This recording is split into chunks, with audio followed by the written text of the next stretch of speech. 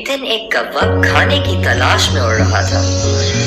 पूरा दिन गुजर गया लेकिन इसे कुछ खाने को नहीं मिला।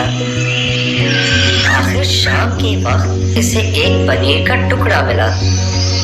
कौवा बहुत खुश हुआ और पनीर का टुकड़ा अपनी चोंच में दबाकर एक दरख्त पर जा बैठा।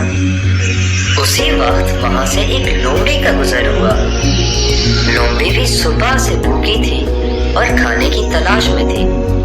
कौवे की चोंच में पनीर का टुकड़ा देखकर लोमड़ी के मुंह में पानी भर आया।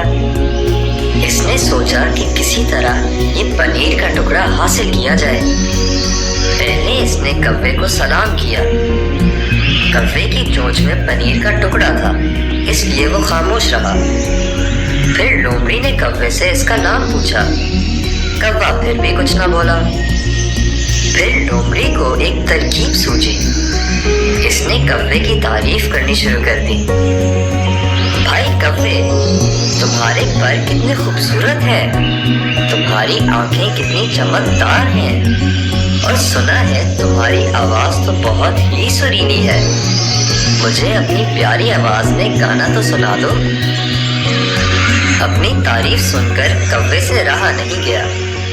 इसने लोमड़ी की बात का यकीन कर लिया और गाना गाने के लिए जैसे ही अपना मुंह खोला, पनीर का टुकड़ा इसकी चोंच से निकलकर जमीन पर गिर पड़ा।